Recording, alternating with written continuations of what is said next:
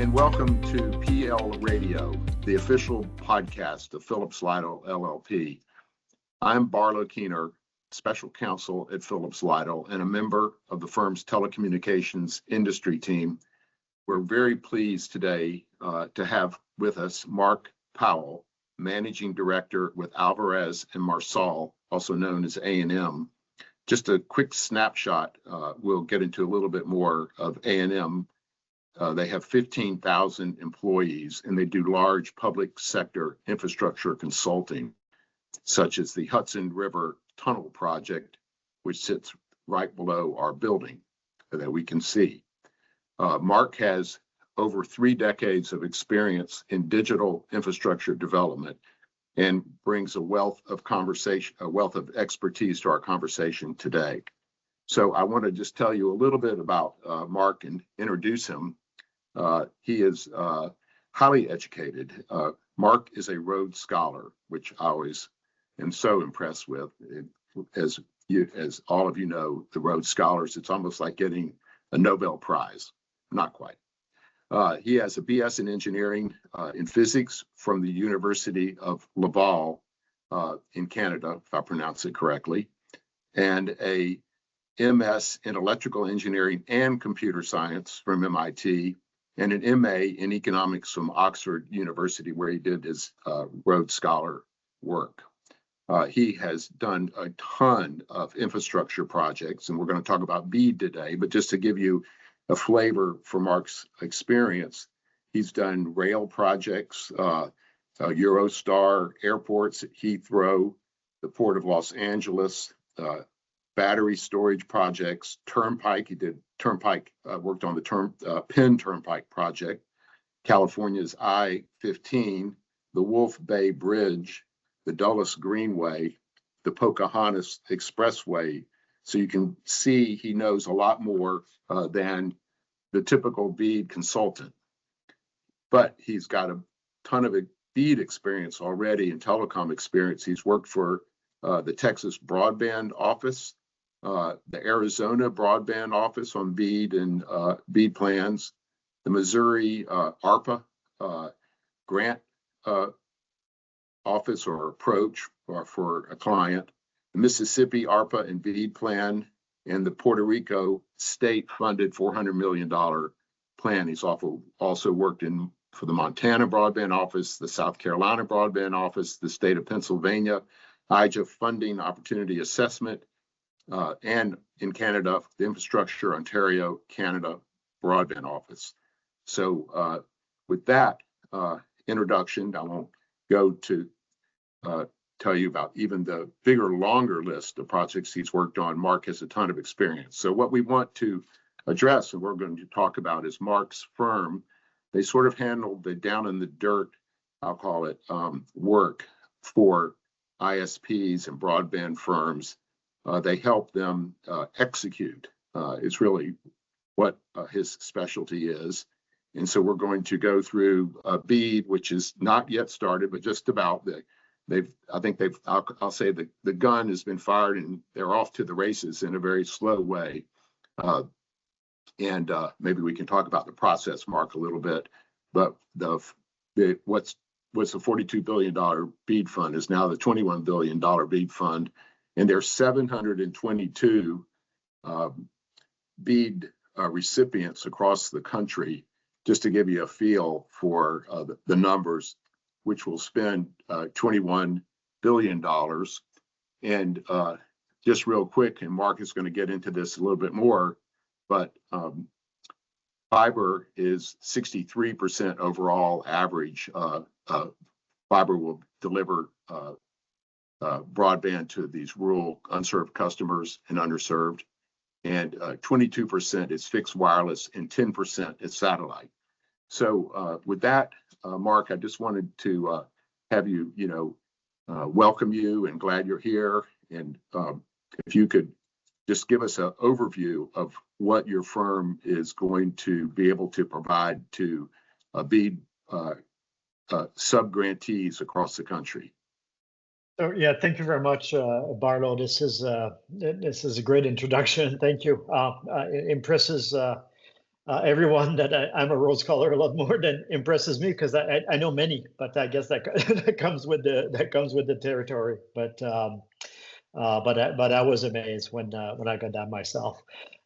Yeah, so I mean, the BEAD program has been around for a long time. I think it started, I can't remember, but it's probably 4 years ago or so with the IIJA, right, Infrastructure Investment and Jobs Act, and the way the program has worked, right, is that the money goes from the federal government to the states, and then from the states, right, to internet service providers, right, telecom companies that have that were essentially bidding on the amount of subsidy, right, that it would require in order to deploy internet service, broadband service in unserved and underserved areas. The program was initially thought out right under the Biden administration. There was a lot of complexity, right, that each state had to do in order to be eligible, right? So they had to do an assessment, right, of the service, right, in their state. Then they had to do a broadband plan as to how they were looking at closing that. They had to do what was called the initial proposal, which was a very complex kind of articulation of how they would run essentially this massively parallel procurement and select, right, the recipients for the money, which had a lot of complexity around how they would qualify, right, what would be the criteria for selection, whether how they would work on several meet several federal requirements, and then run the procurement and do what was called the final proposal, which is the articulation of this. We've done everything you've asked us to do. This is whom we plan to attribute the money to. Please approve, right? And then the NTIA, on the National Telecommunications Industry Administration, under the Department of Commerce, would award the money and distribute the money. That's where we were about a year ago. The new administration and the federal government came in. They kind of canceled, right, all of the final proposals and basically created what's been referred to colloquially in the industry as BEAD 2.0. And BEAD 2.0 was new criteria for selection of the recipients. So essentially, the states had to reevaluate and redo their final proposal. And we're basically now at the point where I would say in the last 2 months or so, last I looked, about 40 of the 50 states, that's not an exact number, I don't know the number. Yeah, very close though, yeah. Yeah. Have been approved, and it's 50 states and 6 or 7 territories, right? And the anticipation is that everyone will be approved right in the next month or so. So for those who have been approved, they're about to be off to the races. And the main issue that we're finding, right, is that so you have 2 types of awardees, right? You talked about the fiber, the fixed wireless, and the satellite. I tend to think also of big companies versus small companies, right? So there are large awardees, right? AT&T, right? Comcast, right? Charter, Starlink, right? Those guys are large. They have done federally funded work before, right? So they're very comfortable with all of the requirements that comes along with federal funding. But I'll give an example. I won't name the company, but a client of ours, right, is a company that has about $10 million in revenue annually, and they're awarded around $150 million in BEAD funds across 4 different states, right? So they have a complexity that they now have to deal with, which is in some sense like outsized with their company. Not that they can do it, but right, they have 2 or 3 years, right, to deploy capital program spending, which is like if you annualize it, it's going to be 3 or 4 times, right, their annual revenues. So they need a lot of help, and we're helping them, right, in multiple ways, right? And I can mention kind of three ways, right, in which we help them, and then I'll turn it over to you, right? One way in which we help is just the whole issue of compliance and reporting, right? So this firm, like many others, has not done much federally funded work before, and certainly not work funded by the NTIA, right, through the states, right, in the way it is. So the whole issue of compliance and reporting and maintaining an audit trail, right, is something that they need help with. Just the sheer complexity of managing subcontractors, right, across 4 states, right, that are under different regulations with different counties, different cities, right, is also very complicated. So they also need help in kind of program management, right, and owner's rep, if you want to call it that.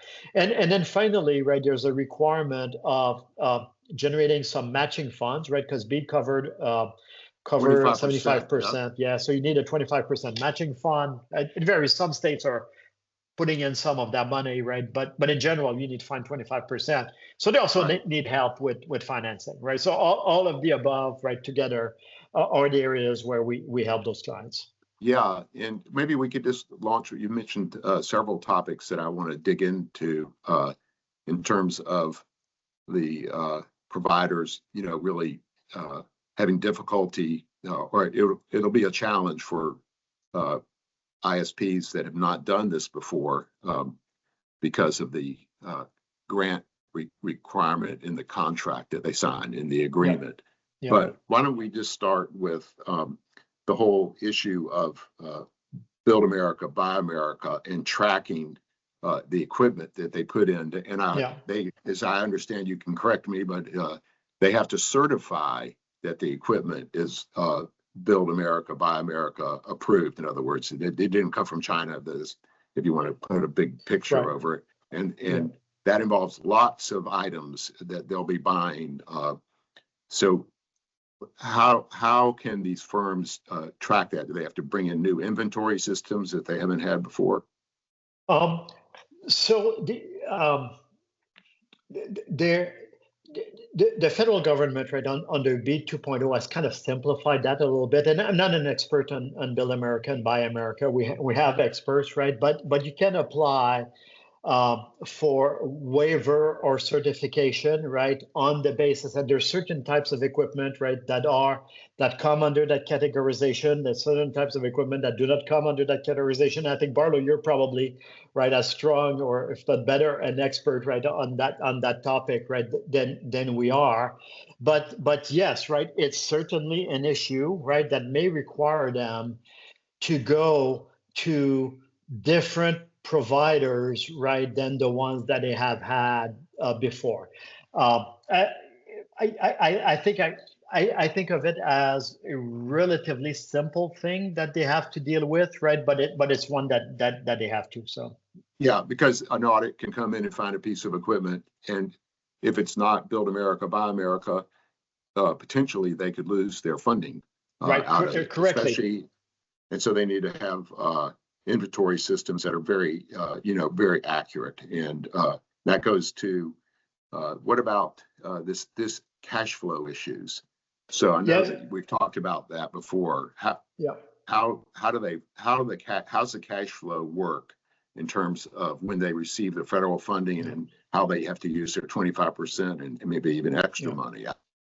So there's 3 major risks, right? If you're not compliant, is the way in which I think about it, right? So there's sort of the risk of the Inspector General audit, right? That tends to happen like 2 or 3 years down the road, right? So what that means, right, is you have the Office of the Inspector General at the federal level, right, that comes to the state and basically says like, hey, state, I'm going to audit you, right? It's a little bit like when I'm getting audited on my taxes, right? Which only happened to me once, right? But it's not pleasant, right? So when this happens, right, they want to see everything. They want to make sure that everything that you're the state, right? Let's say you're New York State, right, or any, right, that the money that you have reimbursed the awardees for, right, is compliant with all of the rules, right? And there's rules that go to right, to CFR 200, right, federal accounting rules, right,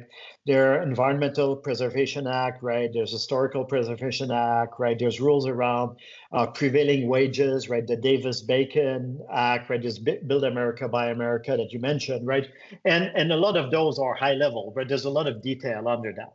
So the states gets audited.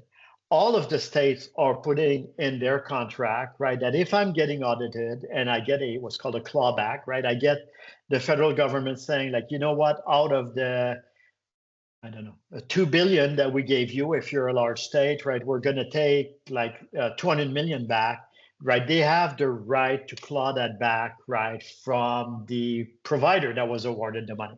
So obviously, right, it's not something that you want to be in, right? If you're one of the providers, right, having spent the money, no longer having it, right, and then having to give it back when you don't have it, right? So it is very important that you are compliant against that big audit risk, right?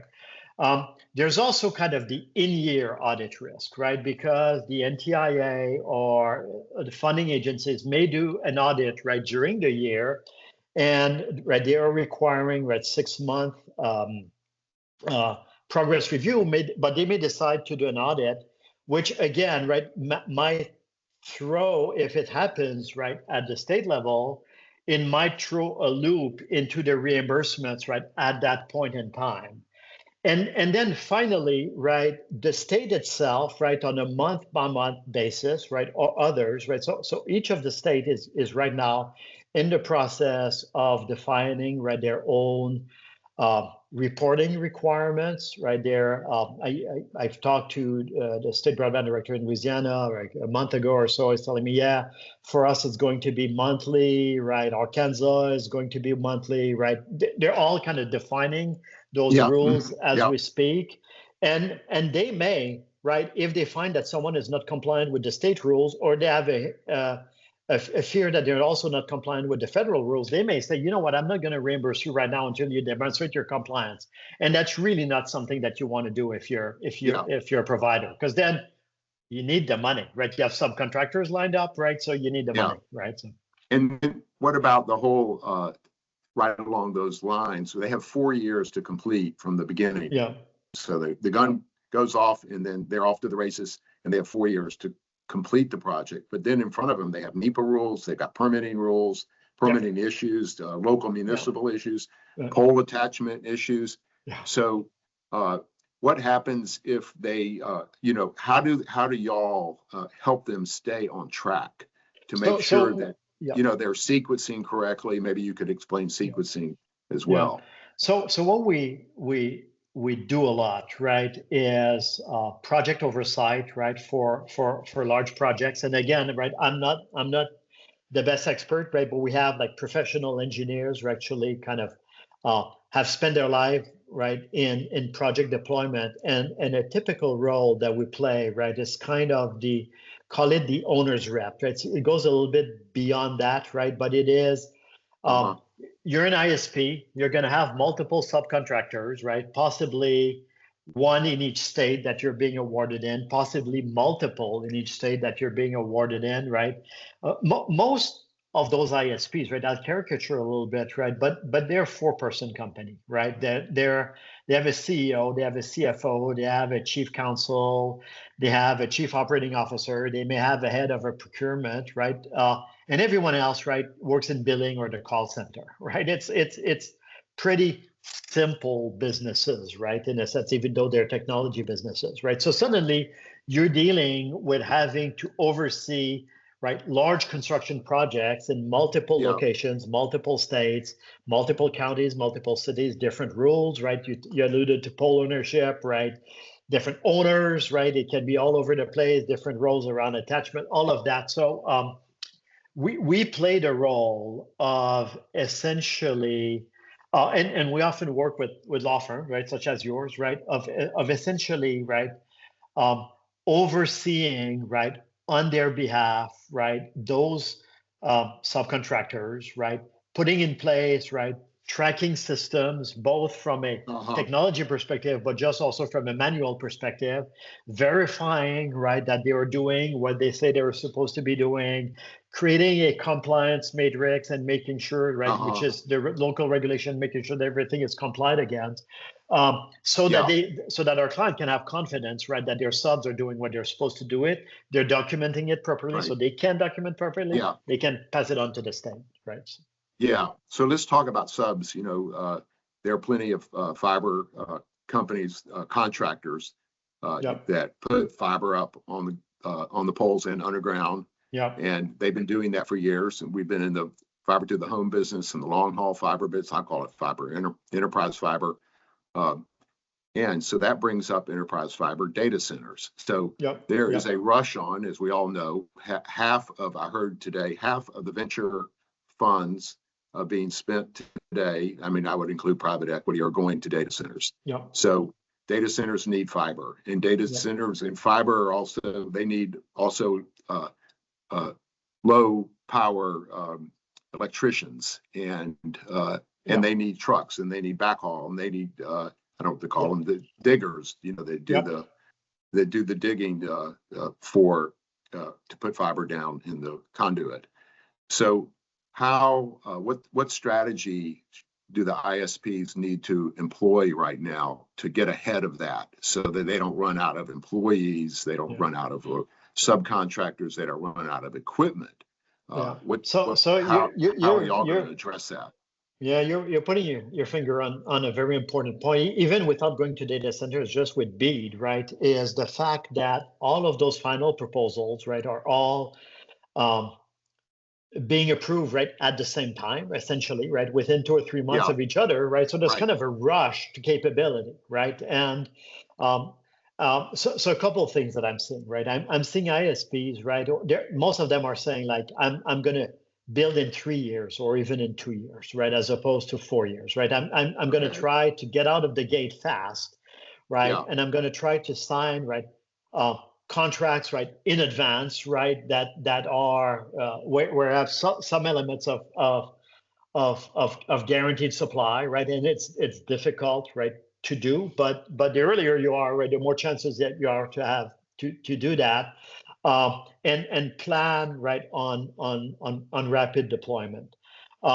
I will say, right, that when you talk about data centers, right, you highlighted, right, the competition, you highlighted the need for broadband, you highlighted, right, the need for power and energy, right, and we all read in the newspapers, right, the Microsoft, right, talking about rehabilitating 3 Mile Island, right, nuclear power station, right, famed for its accident in the 70s, right.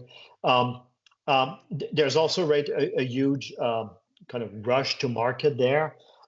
We're seeing states, and we're seeing reservations, right, tribal nations, right, kind of trying to get ahead of that game as well, right, by bringing fiber, right, bringing internet connection point, right, trying to work through the regulation, right, to make it easier to attract those data centers, right, by either having, right, worked out on some sort of public-private partnership, right, the fiber, or at least the fiber backbone, or at least the fiber connection point, right, that they can have in order to be ready for the data center, and same on the utility to deliver side, the right? 120 to everybody. You know, they need to have that backhaul.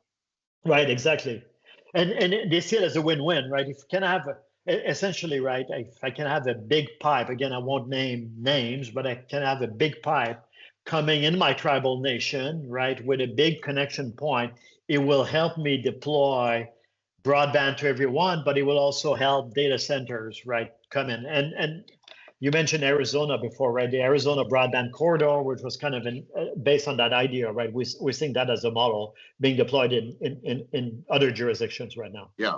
What about just the trained employees, the whole lack of trained employees? What do you think that's, you know, do you have a process sort of set out for the ISP that you may do consulting for, to make sure they have enough employees and that their subs have enough employees? Yeah, I mean, so we haven't really. You may actually have dealt with that issue more directly, right? In my case, right, the way I deal with it, right, is in the notion of, right, finding subcontractors, right, that are qualified subcontractors and that have, right, the ability to source, right, and train those employees.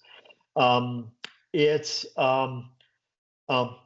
the good news, right, in a sense, right, is very often, right, these are long-standing relationships that these ISPs have, right, but it does not negate the problem, right? So the sub, right, has been relying on that ISP, right, as a provider of business for them, right, for a long time. But yes, it's a real issue, right, for them to scale up as well, right? So and again, the earlier you start, the better it will be. And also, I would say, right, on the contract side, right, you kind of want to avoid the pitfall, right, that everyone who's done like an apartment renovation, right, or in New York City, right, or a building renovation in New York City, right, runs into, Yeah. right, which is you sign somebody up, right, they come in, they do the demolition, they get their whatever, their 20% kind of mobilization fee, and then their 20% progress payment for the demolition, and then they disappear, right? Because there's more money to be made, right? So thinking through, right, in your contract, what is the appropriate amount, right, to pay at which milestone with your subcontractor, because the subcontractor tend to want to have this lopsided towards the initial payment, and that creates an incentive for them, right, to go get another contract, right, as opposed to close your contract, right? So, which is not where you want to be. Yeah, then there's a lot of opportunities for the lawyers here. Yes, absolutely, no doubt. Here's another kind of question for these ISPs, which would be normally that the ISP will build fiber miles and fiber to the home, and they have to add those homes. And so in order to have revenue coming off, and so that's a well-tracked number, you need more than 30% or you're not going to be looking good. So here, to complete the build in 4 years, how do they balance? How do you recommend that they balance, building, getting ads onto that fiber? So some of the good news, I would say here, right, with at least with some of the clients that I have worked with, right, is they have tended to bid, right, in areas, right, that they are familiar with, right? So in a sense, right, they have a good sense. So let me step back, right, for a moment, right? And because that's also work that we do, right? There's a type of work, right, where you look at demographics, right? You look at income level, right? You look at existing competition, right? There may not be, right, high-speed internet service, but there may be internet service already there, right? It may not be, right, 100 or 120, but it can be 10.3, right? So heuristics, right, around what compliance, right, with the types of businesses, the size of those businesses, the industry codes that they're in, the type of people who live there, their social demographics, right, their age, right? You can pretty reasonably, right, it's complicated, but it's feasible, right? It's a solvable problem. I forecast, right, how much sign up you are going to be, and what are some of the good approaches, right, in order to go market, right, to this base.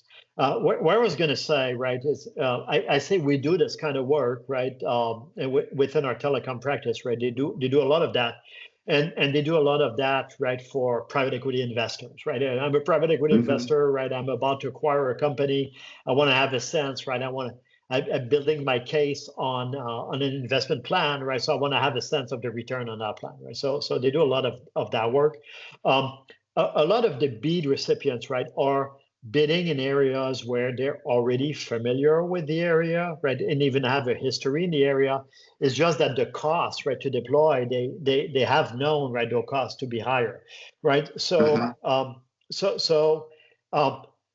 there is there is actually, for most of them, I think, line of sight, right, in those results. Where I would say it's different, right, is if we're also seeing BEAD awardees that are brand new startups, right? They're companies, right, that have not had revenues yet, right, but they were essentially created, right, by a PE investor, or they were created, right, by entrepreneurs, right, with the purpose, right, of getting those BEAD funds, right, and using those BEAD funds, right, to get a successful business. Then, right, I would say absolutely, right, you need to do this analysis, right, and you need to be really thorough, because the way in which you're going to market, right, to senior citizens, right, versus the way you're going to market, right, to urban, right, disadvantaged people, right, is very different, right, and this needs to be taken into account. So, or small businesses, right? So.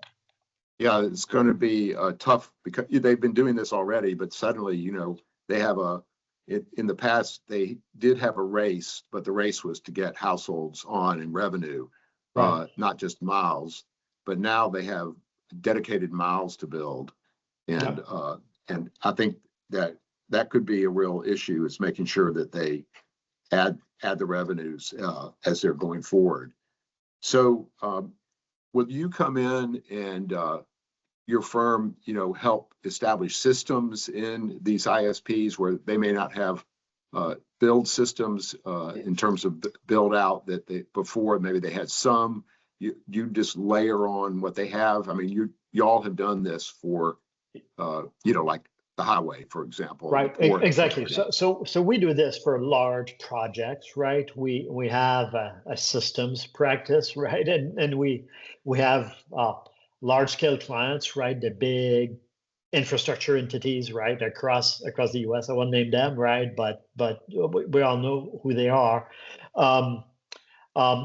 What we've found, right? And actually in the middle of one of those right now, right? Where client needs to plan, okay, there are submissions that they need to do, right? Those submissions, right, need to be geospatial in nature, right? I need to report to the state, right? And I need to report, who needs to report, right, to the NTIA. What is the status of my build, right? And it needs to be by a location, right, that I'm planning to do. There's a multiplicity of systems that they tend to have, and we tend to be system agnostic, right? So we'll work with whatever system they have. We aggregate across those systems, and we sometimes, right, use artificial intelligence, which is kind of the buzzword of the day, right, to help. And I say that, right, and I sound a little bit facetious, right? But I'm not, right? You can really, right, with AI, very quickly develop, right, a platform that will integrate, right, progress reports and submissions, right, across disparate systems, right, that were not made to communicate to each other, and generate reports on that basis, right, quite easily.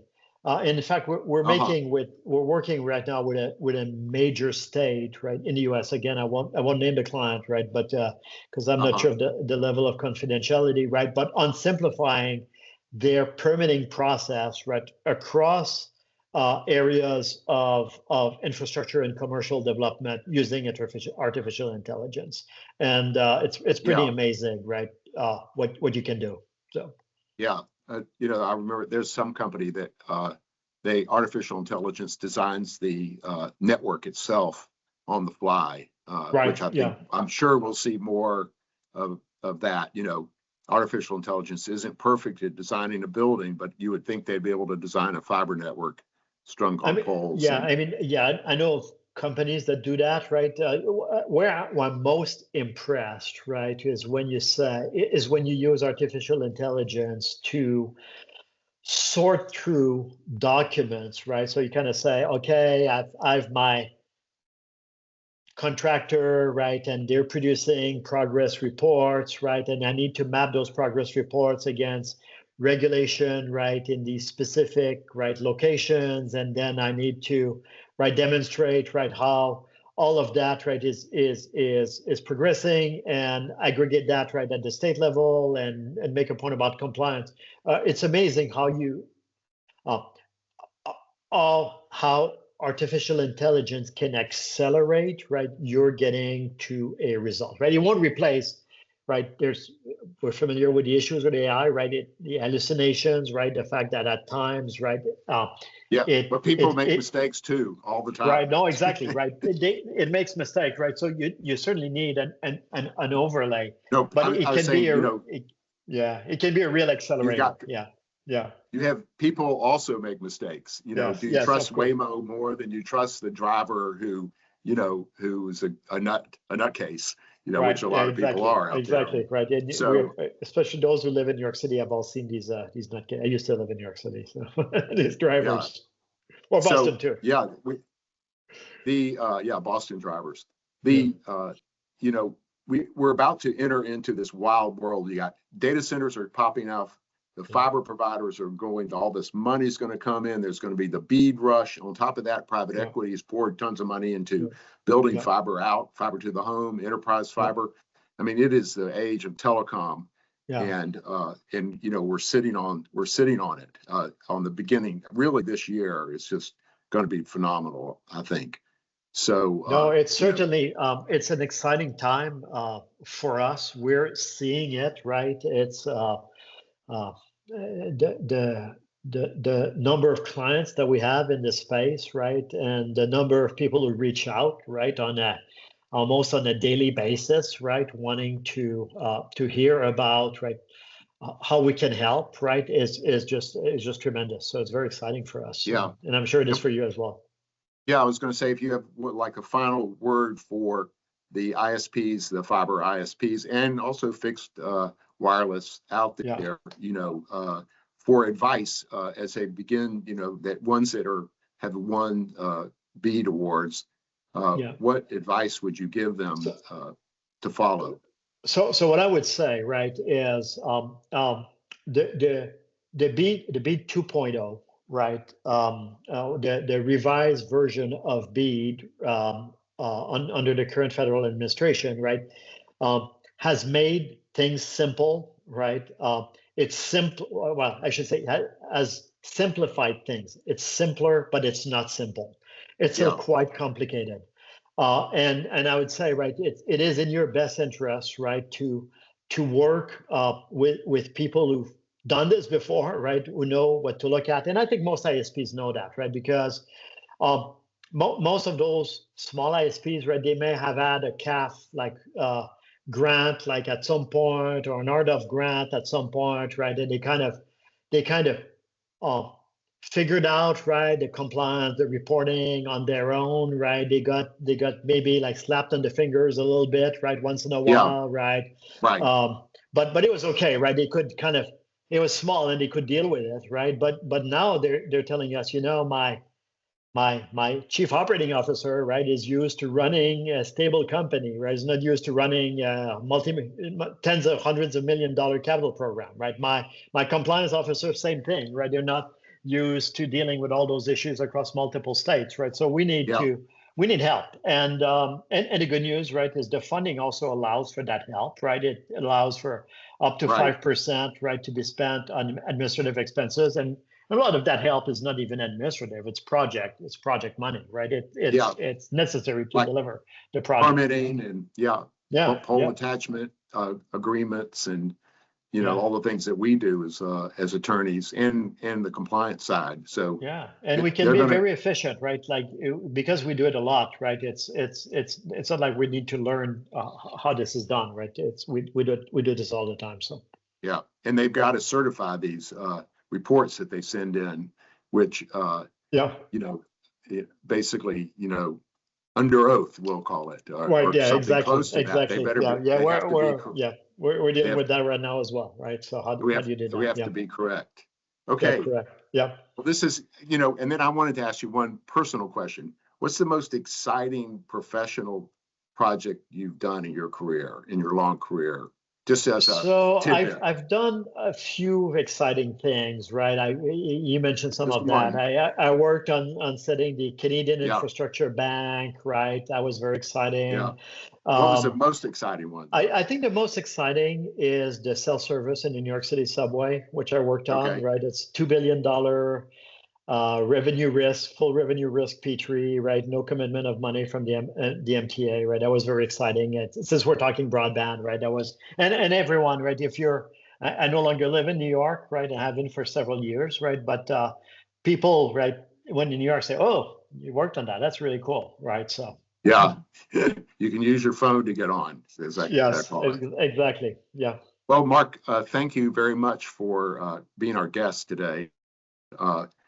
We've learned a lot. I have learned a lot, and I'm looking forward to the BEAD, the BEAD race coming out of all the horses coming out of the start. Awesome. So, It's starting. It's starting. People are starting to run. So yes, yeah. it's All right. exciting. Thank you. Thank you very much for inviting me. Yeah. Hopefully, we'll be working together on some of those. So it's very exciting. Thank you.